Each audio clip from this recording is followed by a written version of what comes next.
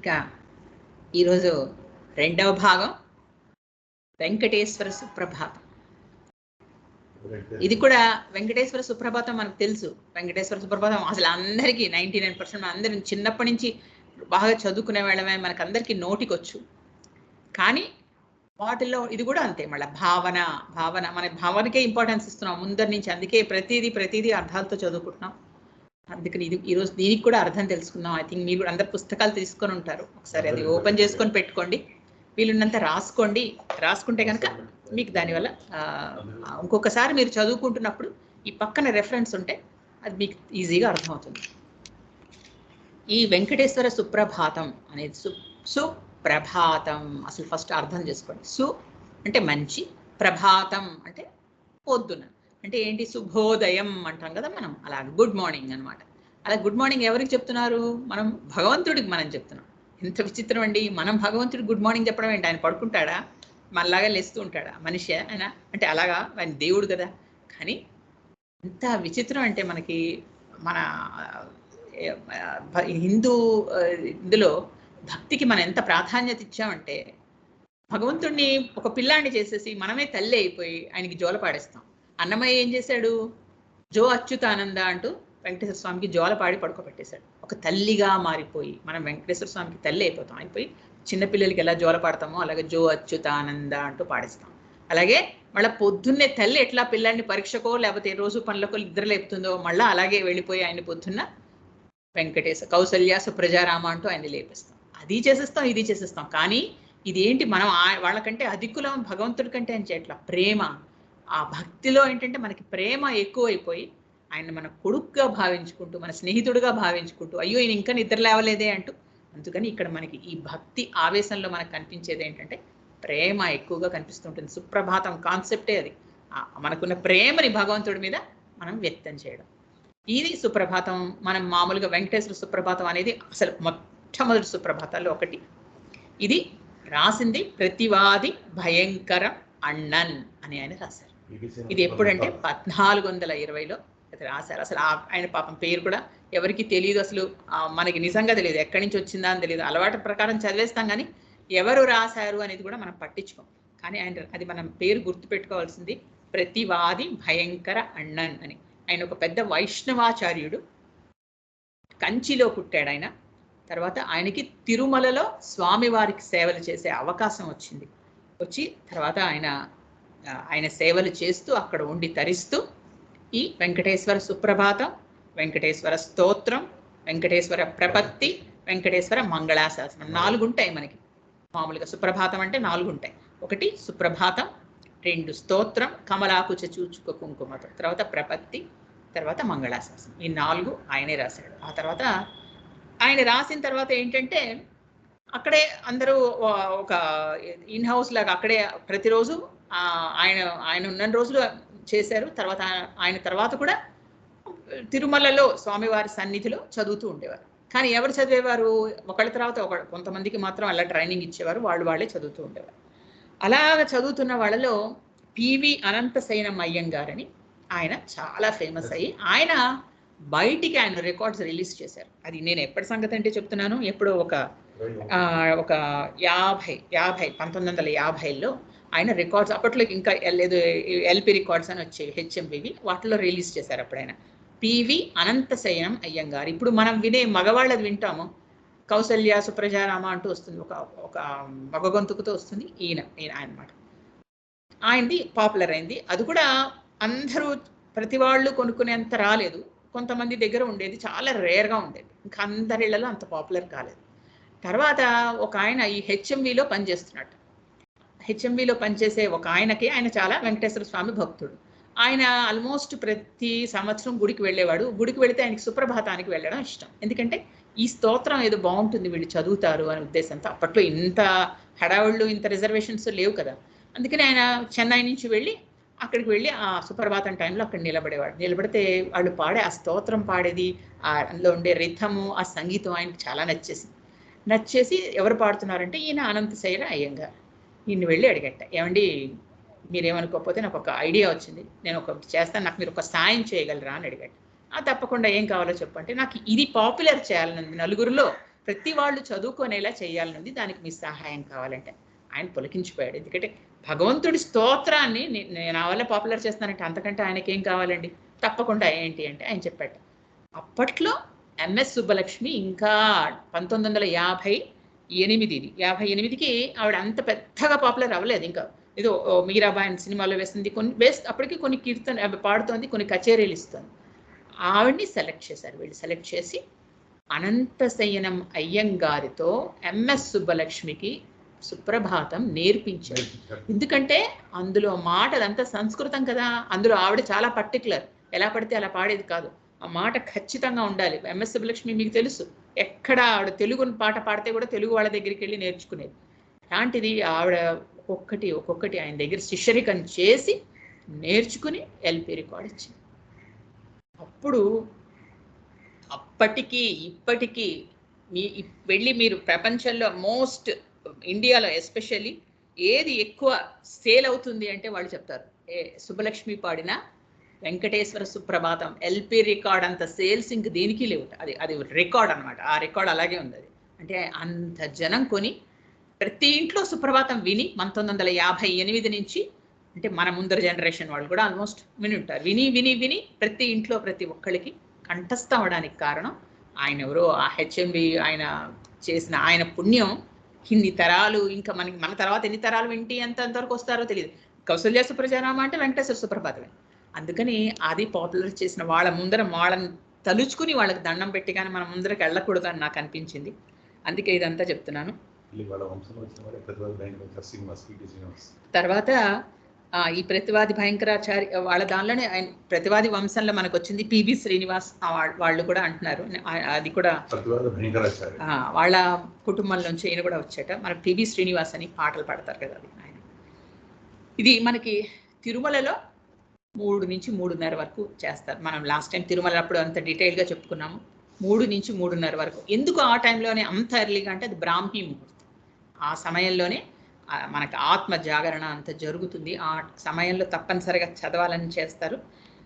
ఇంకేంటంటే మీకు నేను చెప్పాను, లయకి సంగీతానికి ప్రాముఖ్యత ఉంటుంది సుప్రభాతానికి. మనం చదువుతుంటే మనకు తెలియకుండా మనం కూడా చాలా దానిలో మన గొంతు కలిపేస్తాము. అదంతా రోజంతా మనకు తిరుగుతూనే ఉంటుంది కదా. సుప్రభాతం అంటే ఇంక ఇదే. దీన్ని చూస్తే కదా మిగతా అన్ని గుళ్ళకి సుప్రభాతాలు తర్వాత రాశారు, సంగీతం కట్టారు. ఇదిలోనే ఉంటుంది. ఇందులో ఏంటంటే మెయిన్గా ఆ బ్రాహ్మీ ముహూర్తంలో సత్వగుణం ఎక్కువగా ఉంటుంది. అందువల్ల ఆ సమయంలో చదవమంటారు. ఆ సమయంలో ఇది గనక చదివితే ఇది నిజానికి స్వామికి కాదు మేలుకొలుపు, మన ఆత్మకి మేలుకొలుపు. ఆత్మలో ఉండే ఆత్మ రాముడికి మేలుకొలుపు. అందువల్ల ఇది సుప్రభాతం అంటే మనలో ఆత్మలో ఉండే ఆయన్ని పిలుచుకుంటున్నాం అనమాట.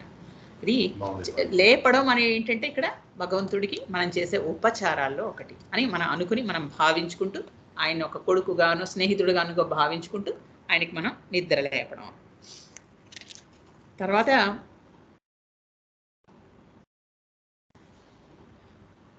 ఈయన ఈ పాట పాడిన తర్వాత, ఇది సుప్రభాతం క్యాసెట్ రిలీజ్ అయిన తర్వాత సర్వేపల్లి రాధాకృష్ణన్ అంటే ఆయన చాలా గొప్ప, మీకు తెలుసు, ఆయన మొట్టమొదటి ప్రెసిడెంట్ ఆఫ్ ఇండియా. ఆయన తర్వాత నెహ్రూ వీళ్ళందరూ ఎంఎస్ సుబ్బలక్ష్మి పెద్ద ఫ్యాన్స్ అయిపోయారు. ఎందుకంటే ఇది highest selling non film songs in the history of Indian recorded music కింద అది రికార్డ్ అయింది అనమాట. అంతలాగా ఏవి అమ్ముడు పోలేదు ఈ ఎంఎస్ సుబ్బలక్ష్మి ఇదంతా. అది ప్రతి సంవత్సరం ఇప్పటికీ 2 లక్షలు అమ్ముడుపోతాయి. అది అంత ఫేమస్ ఇన్నేళ్ళైనా సరే. ఇందులో 29 శ్లోకాలు ఉంటాయి. ఒక్కొక్కటి నుంచి మనం వీటిలో అర్థాలు అవి చెప్పుకుందాం.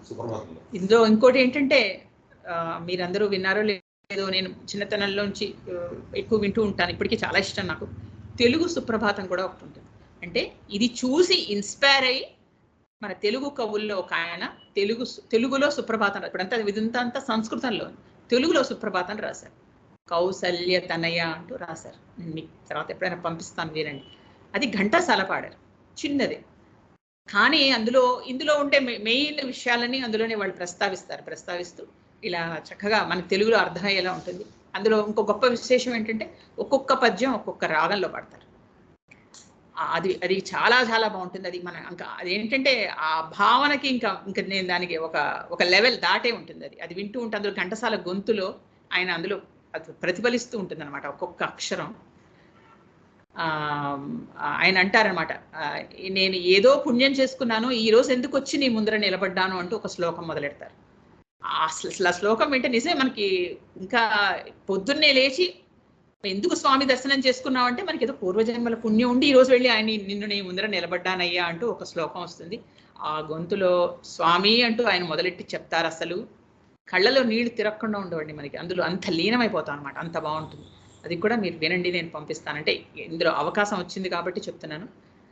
అది కూడా సుప్రభాతమే, అది కూడా అంటే మనకి అర్థమయ్యేందులో ప్రతి మాట. ఇప్పుడు ఇందులో సంస్కృతంలో మనకు అర్థం కాదు కాబట్టి నాకు వీలైనంత వరకు నేను చెప్పడానికి ప్రయత్నిస్తాను. 29 శ్లోకాలు ఉన్నాయి. ఈరోజు మొట్టమొదటి శ్లోకం. కౌసల్యా సుప్రజా రామ పూర్వా సంధ్యా ప్రవర్తతే ఉత్తిష్ట నరసార్దూల కర్తవ్యం దైవమాన్నికం. ఇది మొట్టమొదటి శ్లోకం సుప్రభాతంలో. ఇదే ఇప్పుడు ఈ రోజుల్లో అన్ని సుప్రభాతాల్లో మొట్టమొదటి స్థానం కింద తీసుకున్నారు. అసలు దీనికి అర్థం ఏంటి అంటే, కౌసల్యకి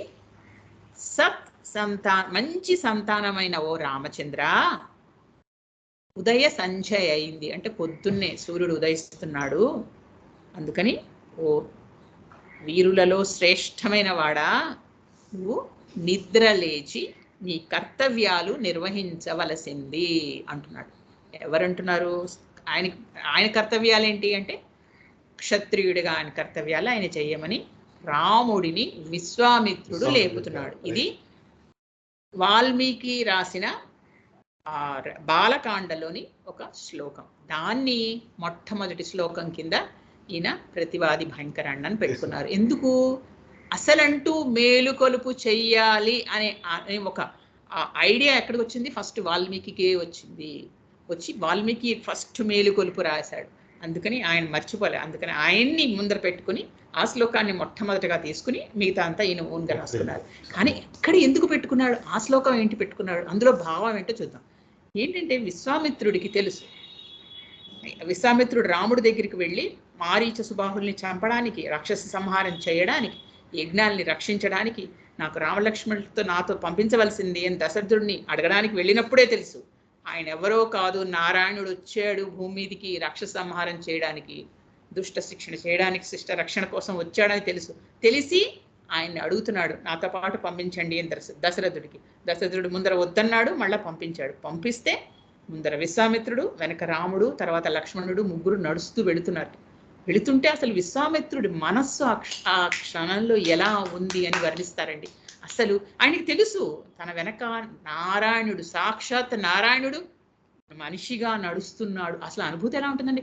ఆయన కాళ్ళ వేళ్ళు గోళ్ళ చూడడానికి మనం ఎన్నో జన్మలు తపస్సు చేస్తే కానీ దొరకవు. బ్రహ్మర్షిగా ఆయనకి అన్నీ తెలుసు, ఆయన నారాయణ తత్వం తెలుసు. అంత కష్టపడి తెలుసుకున్న వాడికి తన వెనక ఒక నరుడి రూపంలో నారాయణుడు తన వెనక అడుగులో అడుగు వేసుకుంటూ నడుస్తున్నాడు. చేతులు కట్టుకుని స్వామి ఏం చేయాలి గురువుగారు అని అడుగుతున్నారు అనే భావన ఆయన్ని నిలవనివ్వట్ల. ఆయన వెనక్కి తిరిగి చూడాలి, కళ్ళ నిండా చూడాలి అని కోరిక, చూడలేడు. గురువుగారుగా ముందరికి వెళ్ళాలి, చూపించాలి అని ఒక పగలంతా నడిచారు. పొద్దు నుంచి రాత్రి వరకు నడిచి విశ్రాంతి తీసుకుంటున్నారు. పిల్లలు పాపం వీళ్ళిద్దరికి ఇంకా వయసులో ఉన్న చిన్న పిల్లలు వాళ్ళిద్దరు, అప్పటి వరకు వాళ్ళ అమ్మ పక్కన పడుకున్న వాళ్ళు వచ్చారు. ఇంకా వాళ్ళకి జస్ట్ పిల్లలు. అందుకే కదా దశరథుడు నేను పంపించను అన్నారు. అలాంటి వాళ్ళని పాపం అక్కడ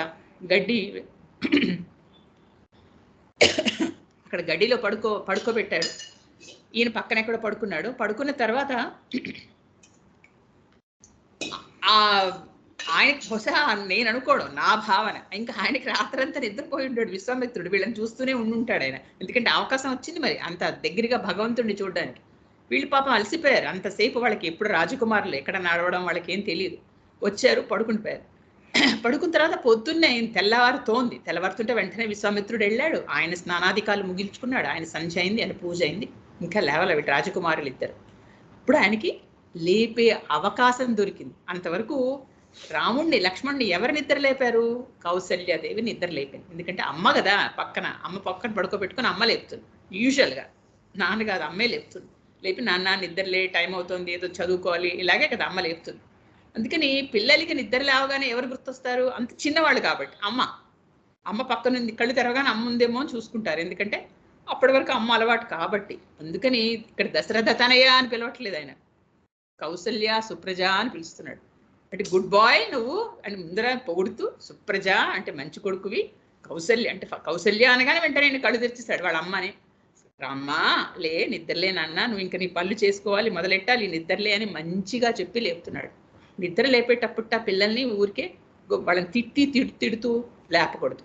పిల్లల్ని కానీ పెద్దవాళ్ళని కానీ గట్టి గట్టిగా గాబరా పెట్టి లేపితే వాళ్ళందరూ నిద్రపోయేటప్పుడు మనస్సు ఒక వేరే దానిలో మన మనసుని అలా ఒక మంచి నిద్రలో మత్తుల్లో ఉన్నప్పుడు అలా గబుక్కుని కుదిపి లేపేస్తే ఏంటంటే అది మంచిది కాదు అంటారు. అందుకని అలా నిద్ర లేపేటప్పుడు అసలు కారణం చెప్పి లేపాలి అంటారు. అలా ఆ విధంగా నువ్వు లే, నీ విద్యుక్త ధర్మాలన్నీ నెరవేర్చే సమయం వచ్చింది, నిద్ర లే అంటూ లేపుతున్నట్టు ఆయన. లేపుతూ లేపే విధానం మనకి నేర్పిస్తున్నాడు ఇందులో బాలకాండలో. చూడండి ఇంత చక్కగా పిల్లల్ని లేపాలి అని. అంతేగాని వాళ్ళని తిడుతూ ఇంకెందుకులే, ఇంకా లేవలేదు, ఇలాగే నీ పడుకోవడం అలవాటు అయిపోయింది, ఇంకా లేవవు, మొద్దులాగా నిద్రపోతున్నాం, ఇలా తిట్టామనుకోండి వాళ్ళకున్న తెలివి, వాళ్ళు నెగిటివ్ అయిపోయి లేచిపోతారు. అది మంచిది కాదు. పిల్లల్ని చక్కగా పాజిటివ్గా నవ్వేలాగా చేసి లేపితే వాళ్ళ రోజంతా వాళ్ళకి హాయిగా ఉంటుంది. పిల్లల దగ్గరికి వెళ్ళి 1-2 నిమిషాలు మన టైం పెట్టుకుని, నాన్న నిద్రలే, ఏంటి రాత్రి నిద్ర పట్టింది, అలా ముద్దులాడితే వాళ్ళకి హాయిగా ఉంటుంది. అది మనకి నేర్పిస్తున్నారు. నేర్పిస్తూ అందుకని ఏం చెప్తున్నారంటే ఈయన ఇక్కడ మొట్టమొదటిసారి ఒక దైవాన్ని నిద్రలేపే అదృష్టం నాకు దొరికిందని విశ్వామిత్రుడు పొంగిపోతూ ఆయన మనస్సులోంచి ఎంత భావం ఉందో ఆ భావంతో వాల్మీకి రాసిన శ్లోకం ఇది. కౌసల్య సుప్రజ రామ పూర్వా సంధ్యా ప్రవర్తతే ఉత్తిష్ట అంటే లే, నరసార్ధుల మనుషుల్లో గొప్పవాడివి నువ్వు, కర్తవ్యం దైవమా, నీకు అందుకే దైవ కార్యాలన్నో ఎన్నో నెరవేర్చాలి. ఆయనకి తెలుసు దైవ కార్యాలు ఎందుకు, మనుష్య కార్యాలు అనొచ్చు కదా, కాదు, ఆయన దైవం, ఆయన పుట్టింది ఎందుకు, ఆయన చాలా కార్యాలు ఉన్నాయి, అందుకని నిద్ర లేవాలి అంటూ ఆయన కర్తవ్య నిష్ఠని గుర్తు చేస్తున్నాడు. దైవానికి కర్తవ్య నిష్ఠని గుర్తు చేస్తున్నాడు. గొప్ప అవకాశం విశ్వామిత్రుడికి వచ్చింది. అలాంటి గొప్ప శ్లోకాన్ని మొట్టమొదటి శ్లోకం కింద ఈయన తీసుకున్నాడు. నిజంగా ఎంత గొప్ప శ్లోకం అండి ఇది. అందుకని అది తలుచుకుని తర్వాత శ్లోకానికి వెళ్దాం. ఇక రెండో శ్లోకం. ఉత్తిష్టోత్తిష్ట గోవింద ఉత్తిష్ట గరుడధ్వజ ఉత్తిష్ట కమలాకాంత త్రైలోక్యం మంగళం కురు. ఇది రెండవ శ్లోకం. ఇది ఎవరు, ఇది బాలకాండలో కాదు, ఇది ప్రతివాది భయంకరాన్ని రాసుకుందే. ఇక్కడ ఏంటంటే ఇక్కడ ఇందులో ఉన్న స్పెషాలిటీ ఏంటో చూద్దాం. ఉత్తిష్టోత్తిష్ట గోవింద, ఉత్తిష్ట గోవింద. ఉత్తిష్ట అంటే లేమని, ఉత్తిష్ట 2 సార్లు. ఇందాక చెప్పాను రండి రండి అని పిలుస్తామని, అలాగే 2 సార్లు అనమాట. ఆవేశంగా ఇంకా లే అని చెప్తున్నాడు. గోవింద ఉత్తిష్ట గరుడ ధ్వజ, మళ్ళా లే గరుడ ధ్వజ అంటే గరుడుని ధ్వజంగా కలిగిన వాడు నారాయణుడు. ఇది రాముడికి సంబంధించిన శ్లోకాలు కావు, ఇవి వెంకటేశ్వర స్వామికి సంబంధించిన. ఉత్తిష్ట కమలాకాంత అంటే కమలాకాంతుడివి. త్రైలోక్యం మంగళం కురు, 3 లోకాలకి శుభాన్ని కలిగించాలి నువ్వు లే అని చెప్తున్నాడు. 3 నామాలతో పిలుస్తున్న గొప్ప శ్లోకం. ఏమని పిలుస్తున్నాడు? గోవింద, గరుడధ్వజ, కమలాకాంత అని 3 నామాలు. ఒక నామం సరిపోట్ల ఆయనకి, తనివి తీరట్ల. ఈ 3 నామాలే ఎందుకు పెట్టుకున్నాడు? ఒకటి ప్రతివాది భయంకరాన్ని రాసింది. ఇది గోవింద నామం ఫస్ట్. ఉత్తిష్టోత్తిష్ట గోవింద. గోవింద అని ఎందుకు పిలిచాడు అంటే ఇక్కడ గోవిందకు అర్థం, మొన్న గోవిందార్థం భూమిని కాచినవాడు వరాహస్వామి అని చెప్పాను. ఇక్కడ గోవిందార్థం గోవులను కాపాడినవాడు. అంతేకాకుండా మనందరినీ కాపాడినవాడు. అంటే ఇక్కడ ఎందుకు కాపాడినవాడు అంటే ఇక్కడ అర్థం ఏంటంటే రక్షకుడు అనే భావం. ఆయన మనల్ని రక్షిస్తాడు కాబట్టి ఆయన ఇద్దరు లేచి ముందర మనల్ని రక్షించాలి అని రక్షకత్వం అనే భావం ఇక్కడ గోవింద అనడానికి. ఇక రెండవది గరుడ ధ్వజ, గరుడుని ధ్వజంగా కలిగినవాడు. గరుడు అంటే ఆయన మనకు తెలుసు విష్ణుమూర్తి వాహనం. అసలు ఆయన ఎగురుతూ ఉంటేనే ఆయన రెక్కల చప్పుల్లో వేద నాదాలు వినిపిస్తాయట. అంత గొప్ప విష్ణు భక్తుడు ఆయన. ఎవరైనా రాక్షసుల్ని చంపాలంటే విష్ణుమూర్తి ఎలా వస్తాడు? గరుడుని ఎక్కొస్తాడు. అంటే ధర్మ సంస్థాపన, శిష్టుల్ని వాళ్ళందరినీ దునుమాడాలంటే ఎలా వచ్చేస్తాడు? వెంటనే ఆయన గరుడు ఎక్కి వచ్చేస్తాడు. అందుకని ఇక్కడ ఈ నామాన్ని ఎందుకు వేశారంటే ఇక్కడ ధర్మ సంస్థాపన చేస్తాడు ఆయన. ఒకటి రక్షకుడు, 2 ధర్మ సంస్థాపన చేస్తాడు. తర్వాత కమలాకాంతుడు అంటే ఇక్కడ ఏంటంటే సాక్షాత్తు లక్ష్మీదేవికి ఆయన భర్త. అంటే అక్కడ ఐశ్వర్యం మనకి లభిస్తుంది. అందువల్ల ఇక్కడ ఆ మాట మాట్లాడారు. అందుకని ఈ 3 మాటలు నామాల్లో ఆర్తి కనబడుతుంది కాబట్టి అందుకే ఆర్తితోటే 2 సార్లు ఉత్తిష్ట అని పిలవడం అది. అందువల్ల ఇలా ఈ విధంగా ఈ 3 నామాలతో మొదలెట్టారు ఈయన అనంత. అది ఇక మూడవ నామం మాతః సమస్త జగతాం మధుకైట భారే వక్షో విహారిణి మనోహర దివ్యమూర్తే శ్రీ స్వామి నిశ్రిత జన ప్రియదానశీలే శ్రీ వెంకటేశ దైతే తవ సుప్రభాతం. మనము వెంకటేశ్వర స్వామికి సుప్రభాతం అనుకుంటాం, కానీ చూడండి ఇది వెంకటేశ్వర స్వామి సుప్రభాతం కాదు. ఈ శ్లోకం వెంకటేశ దైతే. చూసారా, పిల్లలకి అంత చాలా స్మార్ట్గా ఉంటారండి పిల్లలు, ఎంత చిన్నవాళ్ళైనా సరే వాళ్ళకి ఎప్పుడు ఎవరిని ఎక్కడ పట్టుకోవాలో తెలుసు. ఇక్కడ ముందర ఏం చేస్తున్నాడు ఈయన, వాళ్ళ అమ్మని లేపుతున్నాడు, వాళ్ళ అమ్మకు చెప్తున్నాడు. ముందర వెంకటేశ్వర స్వామి వరకు వచ్చి ఊరికి ఒకసారి చెప్పి ముందర వాళ్ళ అమ్మవారిని లేపిస్తున్నాడు. వెంకటేశ దైతే అంటే వెంకటేశ్వరుని ప్రియురాలైన అమ్మవారిని. సో ఈ శ్లోకం అమ్మవారికి సంబంధించింది, అయ్యవారికి సంబంధించింది కానే కాదు. ముందర అమ్మవారి వాళ్ళ అమ్మని పిలుచుకుంటున్నాడు, ఎందుకంటే అమ్మే కదా మరి మనకి దగ్గరగా ఉండేది. అందుకని అమ్మని ముందర పిలిచి అమ్మని లేపే 2-3 శ్లోకాలు ఉన్నాయి, తర్వాత అయ్యవారి వరకు వెళుతోంది. అందుకని అమ్మని ముందర మంచి చేసేసుకోవడం అనమాట. ఎంత తెలివితేటలు చూడండి, పిల్లల తెలివితేటలు ఇలాగే ఉంటాయి. ఇక్కడ ఏం చెప్తున్నాడు ఆయన, మాత సమస్త జగతాం అంటే అమ్మ నువ్వు అందరికీ ప్రపంచ సమస్త జగతకి నువ్వు తల్లివి. తర్వాత మధుకైట భారే వక్షో విహారిణి అంటే మధుకైట భార మధుకైటబుల్ని సంహరించిన విష్ణువుకి వక్షస్థలంలో ఉండేదానివి. మనోహర దివ్యమూర్తివి, అందంగా ఉంటావు నువ్వు. శ్రీ స్వామిని అంటే అమ్మవారి స్వామివారి భార్య. శ్రిత జన ప్రియదాన శైల, ఎవరు ఏమడిగి నీకు వచ్చి నిన్ను కోరిక కోరితే అవి తప్పకుండా అన్ని వాళ్ళకి దానం కింద వాళ్ళు అడిగినవన్నీ ఇచ్చేస్తావు. శ్రీ వెంకటేశ దయితే వెంకటేశ్వరుని ప్రియురాలివి. తవ సుప్రభాతం అమ్మ నీకు శుభం అవ్వగాక, నీకు శుభోదయం అవ్వగాక, నీకు సుప్రభాతం, నువ్వు నిద్రలే తల్లి. ముందర తన తల్లి అయినా మహాలక్ష్మికి మేలు కొలుపు. అందుకని మొదటి శ్లోకం నుంచి విష్ణుమూర్తికి వెంకటేశ్వర స్వామికి కాదు, ఇక్కడ అమ్మవారికి సంబంధించిన మేలు కొలిపిది అమ్మవారిని వెంకటేశ్వరుని. అందుకని ముందర మన మనోవంచాలన్నీ అమ్మవారి దగ్గర, మన విన్నపాలన్నీ ఆవిడికి చేసుకోవాలి కాబట్టి ముందర అమ్మవారికి మేలు కొలుపు. ఇక తర్వాత శ్లోకం కూడా అమ్మవారిదే, ఎందుకంటే వృషశైలనాథ దైతే అన్నాడు. మళ్ళా ఇక్కడ వృషశైలనాథుని ఇల్లాలు. ఇక్కడ ఇంతకు ముందర ఏంటుంది మనకి శ్లోకం, శ్రీ వెంకటేశ దైతే అన్నాడు అని అమ్మవారిని. ఇది కూడా నెక్స్ట్ శ్లోకం కూడా అమ్మవారిది. తవ సుప్రభాతమరవిందలోచనే భవతు ప్రసన్న ముఖచంద్ర మండలే విధి శంకరేంద్ర వనితాభిరచితే వృషశైలనాథ దైతే దయానిధే. వృషశైలనాథ దైతే అంటే వృషశైలనాథుని ప్రియురాలు. ఎవరండి? వృషశైలము మీకు తెలుసు, ఒక్కొక్క శైలం గురించి మనం ఎంత డీటెయిల్గా మాట్లాడుకున్నాం. వృషశైలము అయ్యవారికి ఉన్న 7 కొండల్లో ఒకటి వృషశైలం. ఆ శైలంలో ఉండే ఆయన నాథుడు ఎవరు? వెంకటేశ్వర స్వామి. ఆయన ఇల్లాలు, ఆయన ఇల్లాలైన ఆయన ప్రియురాలైన మహాలక్ష్మి నీకు సుప్రభాతం అవ్వగాక అంటున్నారు. ఎవరు?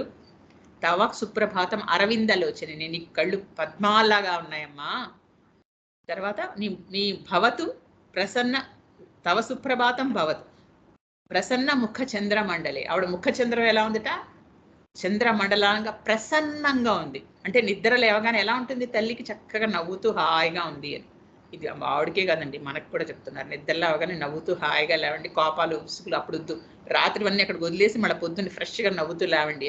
ఇది మనం చెప్పుకోవడం అనమాట. మనకి మధ్యలో మనకు కూడా చిన్న చిన్న చురుకులు ఇస్తూ ఉంటాడు ఈయన. అలా చెప్తున్నాడు. చెప్తూ మొహం చంద్రమండలిలా ఉంది అంటే అర్థం ఏంటి? ఆహ్లాదంగా ఉంది, చల్లగా ఉంది, హాయిగా చల్లదనాన్ని ఇస్తుంది. తర్వాత మనకి తాపాలు ఉంటే అవన్నీ ఉపశమింపజేస్తుంది. అందుకని అలాంటి తల్లిట. విధి శంకర ఇంద్ర వనితాభిరచితే. 3వ లైన్ చూడండి. విధి శంకరేంద్ర వనితాభిరచితే అంటే విధి శంకర ఇంద్ర వనిత అభిరచిత. అంటే విధి అంటే ఎవరు? బ్రహ్మ. శంకరుడు అంటే శంకరుడు. ఇంద్రుడు అంటే ఇంద్రుడు, మనకు తెలుసు ఇంద్రుడు. వాళ్ళ 3 భార్యలు వచ్చి ఈవిడ్ని కొలుస్తున్నారట. మరి మా లలితా సహస్రనామంలో అలా ఉందేంటి? అమ్మవారు కూర్చుంటే పక్క నుంచి ఏంటి లక్ష్మి ఉన్న సరస్వతి వచ్చి కొలిచారని. మరి ఇక్కడ ఇలా ఉంది ఏంటి అంటే అందరు అమ్మలు అందరంటే ఒకటేనండి. మనం లక్ష్మి గురించి చెప్పినప్పుడు మహాలక్ష్మి గురించి స్తోత్రం చేస్తే వీళ్ళిద్దరు సరస్వతి పార్వతి పక్క నుండి ఈవిడ్ని కొలిచారంటాం. పార్వతి గురించి చెప్పినప్పుడు లక్ష్మి సరస్వతి వచ్చి కొలిచారంటాం. తర్వాత సరస్వతి గురించి చెప్తే వీళ్ళిద్దరు వెళ్ళి కొలిచారంటాం. అంతే తప్ప ముగ్గురు ఒకటే, ముగ్గురు ఒక్కొక్క దాంట్లో. అందుకని ఇలా అనమాట. ఇక్కడ విధి అంటే బ్రహ్మ, శంకరుడు అంటే శంకరుడు, ఇంద్రుడు, వాళ్ళ ముగ్గురి భార్యల చేత నువ్వు కొలవబడుతున్నావు. శంకరుడు, ఇంద్రుడి భార్య సచీదేవి, ఆవిడ చాలా గొప్ప పతివ్రత, చాలా గొప్ప ఇల్లాత. ఆవిడ కూడా వచ్చి అంటే అంటే దేవతలందరికీ అధిపతి కదా ఆయన, ఆయన భార్య కూడా వచ్చి నేను ముగ్గురు కొలవడానికి సిద్ధంగా ఉన్నారు తల్లి, విశ్వశైలనాథన్ ప్రియురాల, దయానిధి, అమ్మా నిద్రలే అని చెప్తున్నాడు. అంటే ఏంటి, అందరూ వచ్చి ఈవిని కొలిచి నేను నిద్రలేపడానికి వచ్చారు అని అని చెప్పడం అనమాట. ఇది అందుకని నేను మీకు చెప్తున్నాను, మనం భగవంతుణ్ణి కేవలం అనుగమించడం కదా, ఆయన్ని మనం అనుసరించడం నేర్చుకోవాలి. ఇక్కడ చక్కగా ప్రసన్నంగా నిద్రలేస్తున్నారంటే మనం కూడా ఇక్కడ అది నేర్చుకోవాలి అని మనకు గుర్తు అనమాట. ఇక 5వ శ్లోకం. అత్యాది సప్త ఋషయస్యముపాస్య సంధ్యాం ఆకాశ సింధు కమలాని మనోహరాణి ఆదాయ పాదయుగమర్చయితుం ప్రపన్న శేషాద్రిశేఖర విభో తవ సుప్రభాతం. ఇప్పుడు వచ్చామండి అయ్యవారి వద్దకి. ఇప్పటి వరకు అమ్మవారి, ఇప్పుడు అసలైన అయ్యవారి దగ్గరికి వచ్చి శేషాద్రిశేఖర విభో అని ఇప్పుడు మెల్లిగా పిలుస్తున్నాడు. విభో నాయనా ప్రభో ఇంకా లేమ్మా అంటే అప్పుడు మొదలెట్టాడు ఆర్తి. ఇంక అప్పటి వరకు అణుచుకున్నాడు, ముందర అమ్మవారిని లేపి ఇక అయ్యవారి దగ్గరికి వెళ్ళాడు. ఓ శేషాద్రిశేఖర, అత్రి మొదలైన మహా ఋషులు, సప్త ఋషులందరూ ఎక్కడి నుంచి వచ్చారండి? సప్త ఋషులు బ్రహ్మ మనసులోంచి పుట్టారని చెప్పాను కదా. వాళ్ళందరూ ఏం చేశారట, పొద్దున ఎప్పుడో నిద్ర లేచి, ఇంకా వీళ్ళు 3ంటికి అంటే వాళ్ళు ఎప్పుడో లేచిపోయారు, 2ంటికి లేచి వాళ్ళ సంధ్యాలు వాళ్ళవన్నీ పూజలన్నీ పూర్తి చేసుకుని ఆకాశ సింధు కమలాని మనోహరాన్ని, ఆకాశ గంగలో పుట్టిన కమలాలు అత్యద్భుతంగా మనోహరంగా ఉంటాయి. అక్కడ పక్కనే ఉంది కదా తిరుమలలో, అక్కడి నుంచి కమలాలు తీసుకుని చేతుల్లో పట్టుకుని స్వామివారి దర్శనానికి వచ్చి అక్కడ నిలబడి ఉన్నారట. అంటే ఏంటి, ఎక్కడైనా మనం పెద్దవాళ్ళను తర్వాత స్వామినో లేదా అమ్మవారినో చూడడానికి ఏం తీసుకెళ్ళాలి? పత్రం, పుష్పం, ఫలం, తోయం. భగవద్గీత చదువుకున్నాం కదా, ఈ 4గిట్లో ఒకటి పట్టుకెళ్ళాలి. వాళ్ళు ఏం తీసుకొచ్చారు? పువ్వు తీసుకొచ్చి నిలబడ్డారు అందరు కమలాల చేతుల్లో పట్టుకొని. అత్రి మొదలగు గొప్ప ఋషులు వాళ్ళు అసలు ఎలాంటి వాళ్ళు అంటే వాళ్ళు వేద మంత్రకర్తలు, వాళ్ళు దివ్యశక్తి సంపన్నులు. ఎందుకంటే బ్రహ్మ మానసపుత్రులు వాళ్ళు, పైగా వాళ్ళకి ధర్మస్వరూపులు, వాళ్ళ వంశాలు వాళ్ళ గోత్రాలే మనందరికీ వచ్చే, వాళ్ళ పిల్లలమే మనందరం. మన గోత్రాలు చూస్తే వాళ్ళవే ఉంటాయి. అది తర్వాత వాళ్ళు ఏం చేస్తారు, అది అందరికీ అధ్యాపకం చెప్తూ ఉంటారు. అలాంటి వాళ్ళు గొప్పవాళ్ళు. అలాంటి వాళ్ళందరూ నీ గుమ్మల్లో నీ కోసం వేచి చూస్తున్నారు నాయన, నీ కోసం నీ పాద పద్మాలని అర్చించడానికి శేషాద్రిశేఖర నిద్రలే అని చెప్తున్నారు ఈ శ్లోకంలో. తర్వాత శ్లోకం ఇది చెప్పి ముగిస్తున్నాను. పంచాననాబ్జ భవ షణ్ముఖ వాసవాద్య త్రైవిక్రమాది చరితం విబుధాస్తువంతి భాషాపతి పఠతి వాసర శుద్ధి మారాత్ శేషాద్రిశేఖర విభో తవ సుప్రభాతం. అంటే శేషాద్రిశేఖర విభో స్వామి సుప్రభాతం అంటూ చెప్తూ ఎవరెవరి గురించి చెప్తున్నారు? పంచాననుడు, అబ్జభవుడు, షణ్ముఖుడు, వాసవుడు, ఈ 4 అక్కడ నిలబడున్నారు. అంటే ఎవరు? పంచాననుడు అంటే శంకరుడు, 5 ముఖములు గలవాడు శంకరుడు. తర్వాత అబ్జభవుడు అంటే పద్మంలోంచి పుట్టినవాడు బ్రహ్మ, ఆయన. 6 షణ్ముఖుడు అంటే 6 ముఖములు గలవాడు షణ్ముఖుడు. వాసవుడు అంటే ఇంద్రుడు. ఆది ఇంకా మొదలైన వాళ్ళందరూ అక్కడ నిలబడి ఉన్నారు నీకోసం. తర్వాత వాళ్ళందరూ ఏం చేస్తున్నారట నిలబడి? త్రైవిక్రమాది చరితం అంటే ఇది త్రివిక్రమ అవతారం గురించి వాళ్ళు చర్చించుకుంటున్నారట ఒకళ్ళతో ఒకళ్ళు. చూసావా, నీకు గుర్తుందా త్రివిక్రమ అవతారంలో ఏం చేశాడు? వామనుడిగా ఇంత చిన్న పిల్లాడుగా వచ్చి త్రివిక్రముడిగా ఎదిగి ఆ బలిని అడుగు చేశాడు, ఎంత గొప్పవాడు అంటూ ఆయన గురించి ఆయన అవతార విశేషాలు చెప్పుకుంటున్నారట. చెప్పుకుంటూ అక్కడ అందరూ నిలబడి ఉన్నారు. తర్వాత భాషాపతి అంటే ఏంటంటే బృహస్పతి, ఆయన అక్కడికి వచ్చి పంచాంగం పట్టుకుని నుంచున్నట్ట. నేను స్వామివారి లాగానే ఆయనకి చెప్పాలి, ఈరోజు తిథి విశేషం, వారం విశేషాలు చెప్పాలి ఆయనకి. చెప్పితే ఈరోజు వర్జ్యం ఎప్పుడు, మంచిది ఎప్పుడు అన్నీ ఆయనకి చెప్పాలని సాక్షాత్ బృహస్పతి వచ్చి అక్కడ పంచాంగం పట్టుకుని నుంచున్నట్టు ఆయన. అందుకని శేషాద్రిశేఖర నిద్రలేని ఆయన అని చెప్తున్నాడు. ఒక్కటి మీరు అర్థం చేసుకోండి, మనం స్వామి సుప్రభాత వేళలో సుప్రభాత సేవకు అక్కడికి వెళ్ళి నిలబడ్డాం అనుకోండి, మనకి ఎవరి దర్శనం అవుతుంది? వాళ్ళందరూ మన పక్కన ఉంటారు, మనకి తెలియదు. వాళ్ళందరూ అదృశ్య రూపాల్లో ఉంటారు, కానీ మన పరిసరాల్లో ఇంతమంది గొప్ప దేవతలు ఉంటారు. మన అదృష్టం అన్నమాట. సుప్రభాత సేవలో అక్కడికి వెళ్ళడం అనేది మన పూర్వజన్మ సుకృతం అనుకోవాలి. అందుకని ఈసారి ఆ ప్రయత్నం చేయండి. మిగతావి తర్వాత క్లాస్లో చెప్తాను.